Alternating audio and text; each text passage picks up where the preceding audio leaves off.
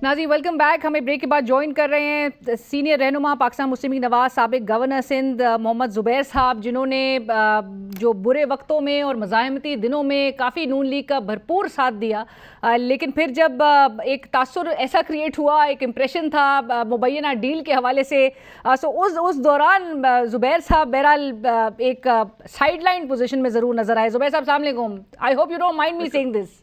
नहीं कोई बात नहीं। Thank you for joining us Zubair साहब। सबसे पहले तो आज ये मौलाना साहब गुज़िश्ता रोज़ से काफ़ी इंकशाफात कर रहे हैं। गुज़िश्ता रोज़ उन्होंने कहा कि नवाज शरीफ साहब लाडले हैं, इसमें इस्टेब्लिशमेंट ने उनको बता दिया था कि ये सीट्स हमने आपको दी हैं, आप ये खुद जीते नहीं हैं। आज वो कह रहे हैं कि सब पार्टियों को जनरल बाजवा और जनरल फैज़ ने बुलाया और कहा कि आपने ये अदम एतमाद की तहरीक लानी है। सब पार्टियाँ, वो कहते हैं सारी पार्टियाँ इसमें शामिल थी। आप उनके इन क्लेम से इत्तेफाक करते हैं? आई थिंक मोर और लेस बिकॉज मेरी कंसिस्टेंट अलीना पोजीशन ये रही है। आपने अभी थोड़ा सा मेरा बैकग्राउंड बताया था, तो मैं थ्रू आउट दैट पीरियड में जाहिर सी बात है मज़ामती ऑपोजिशन कर रहा था, और मरियम नवाज और PMLN के साथ मिलके PDM के प्लेटफॉर्म था बेसिकली। लेकिन जब वोट ऑफ नो कॉन्फिडेंस का वक्त आया था, तो उस वक्त मेरी भी ये पोजीशन थी। और आपको याद होगा कि हमारे अपने बहुत से रहनुमा PMLN के, जिसमें SN इकबाल भी थे और बहुत से दूसरे लीडर्स थे, सारे बशमूल में, जो उससे 6 महीने 8 महीने 4 महीने पहले ये कह रहे थे कि एस्टैब्लिशमेंट की मदद के बगैर आप vote of no confidence Pakistan में नहीं कर सकते हैं। शायद खाकान अब्बासी का भी ये पॉइंट ऑफ व्यू था और औरों का भी था।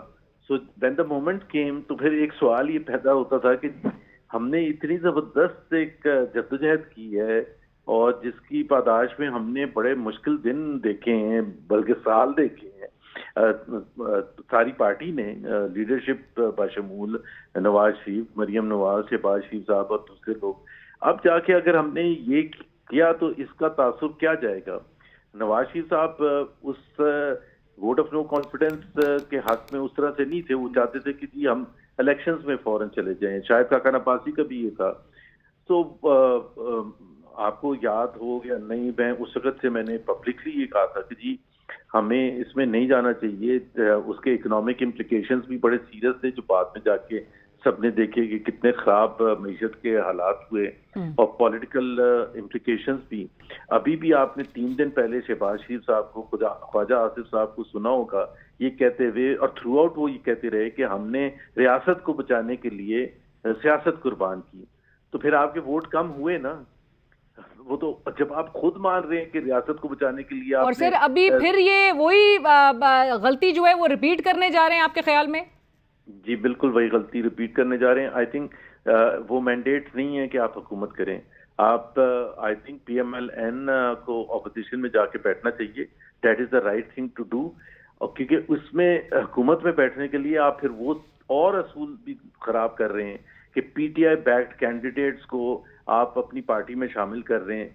ये किसी तरह से भी इसको अच्छा नहीं समझा जाता, और इसकी वजह से जो आपकी जो जाहिर सी बात है, कोई आपकी को पार्टी स्ट्रांग नहीं होती है, वीक होती है। लोग ये फिर अखज़ करते हैं, और सही है कि जी आपके कोई प्रिंसिपल्स है ही नहीं। अभी इमरान खान के नाम पर किसी ने वोट लिए हैं, वो उसकी पर्सनल जो बिहेवियर है वो तो एक अलग चीज है, बट एज अ पार्टी अगर PMLN उसको वेलकम कर रही है तो हाउ डज इट लुक? वो तो आपको सुना रहा था, वो तो PTI आपके जो सबसे शदीद तरीन मुखालिफ है, उसके नाम पर वोट। और आज को वैसे कतई कलामी की माफी, लेकिन ज़ुबैर साहब आज को SN इकबाल साहब भी, वो भी उनका ट्वीट है कि IK phenomena is middle and educated classes and youth rebellion against traditional politics in which older parties are very strongly entrenched in the traditional power bases with no meaningful space for them. So ये जो एक narrative बनाया गया कि ये एक social media की party है पाकिस्तान तहरीक इंसाफ, और ये एक सोशल मीडिया के वज़ीर आज़म है, ट्विटर के वज़ीर आज़म उनको कहती सुनाई दी हमें नून लीग इस पूरे अरसे में, और जिस तरह के हमले किए गए, जिस तरह के ज़ातियात पर उतरा गया, अंडर एस्टिमेट कर रही थी आपकी जमात पाकिस्तान तहरीक इंसाफ को?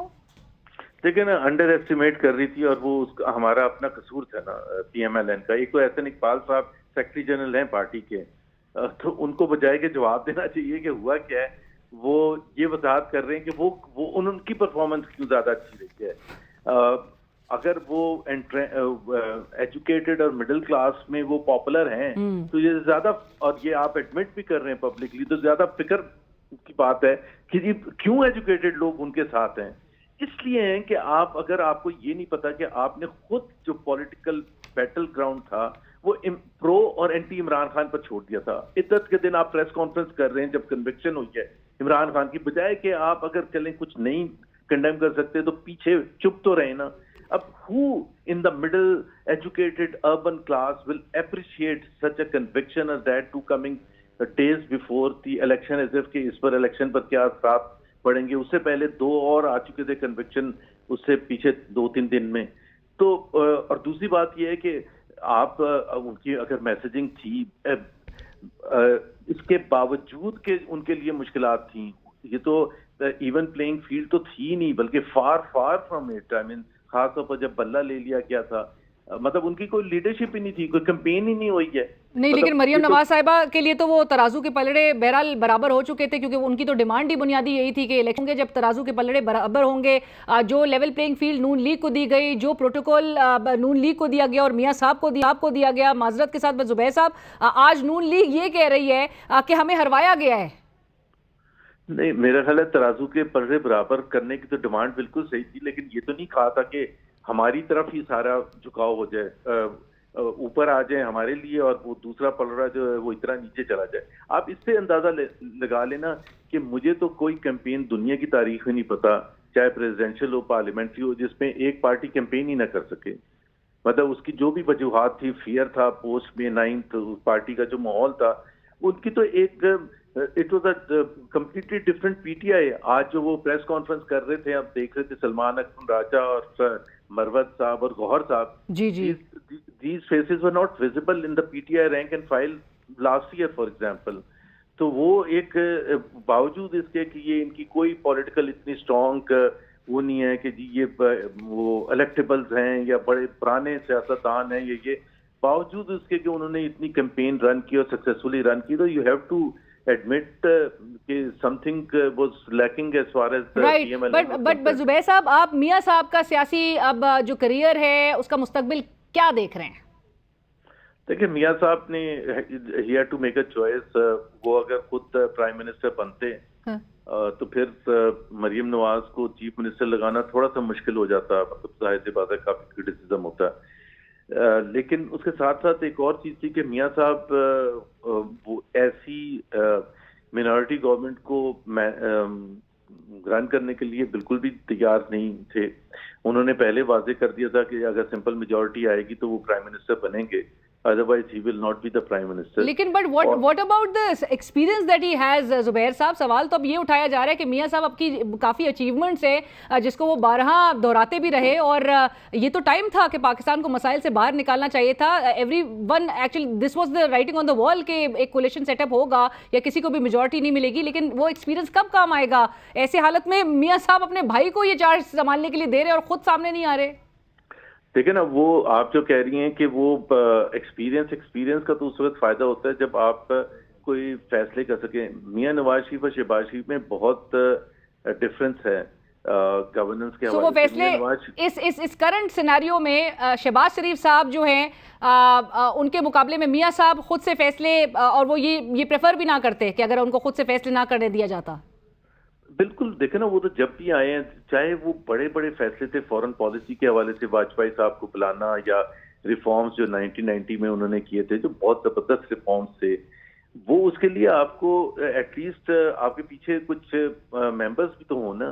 اگر آپ اتنے برے طریقے سے کولیشن میں ہوں گے اور خود آپ کی مینورٹی گورنمنٹ ہوگی تو اس کا مطلب ہے کہ یہ تو بالکل اسٹیٹس کو کنٹینیو ہوگا, کوئی ریفارمز نہیں ہوں گے. And with Peoples Party playing it very smartly کہ وہ کیبنٹ میں نہیں ہوں گے لیکن وہ اور اونرشپ بھی نہیں لیں گے نیچرلی سارے جو میجر ڈیسیشنز ہوں گے اس کے.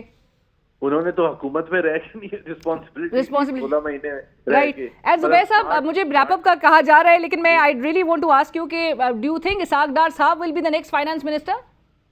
میرا تو ایسی مجھے لگتا ہے کہ اسحاق ڈار صاحب ہی ہوں گے فائنانس منسٹر. وہی ہوں گے؟ جی بالکل. کچھ اطلاعات ایسی آ رہی تھی کہ ان کے نام پہ شاید کٹ لگ گیا ہے. نہیں, کس کی ہمت ہے کٹ لگانے کی ان کے نام پہ؟ وہ میاں صاحب برداشت نہیں کریں گے. نہیں دیکھیں نا, he's a major player as far as PMLN is concerned. Right. اور وہ تو میرا خیال ہے وہی ہوں گے, وہی ہوں گے آپ کہہ رہے ہیں. اور آخر میں صرف یہ بتا دیجیے گا کہ آئی ایم ایف کیسے رسپونڈ کرے گا, یہ جو کوبلڈ اپ ایک کولیشن سیٹ اپ نظر آئے گا which will be lacking public trust and representation. علینا میں یہ بتا دوں کہ آئی ایم ایف بھی بہت زیادہ مشکلات ہوگی ان کے ساتھ ڈیل ہونا, اور میرا اپنا خیال ہے اگلے 3-4 مہینے میں پاکستان میں بہت زیادہ مہنگائی بھی ہوگی, مشکلات بھی بڑھیں گی, اور عوام جو ہے جو آلریڈی پسے ہوئے ہیں ان کے لیے اور مشکلات کا اضافہ ہوگا. So they are bad times for Pakistan. I don't think so anyone is looking forward to better times at least in the short term اور میڈیم ٹرم.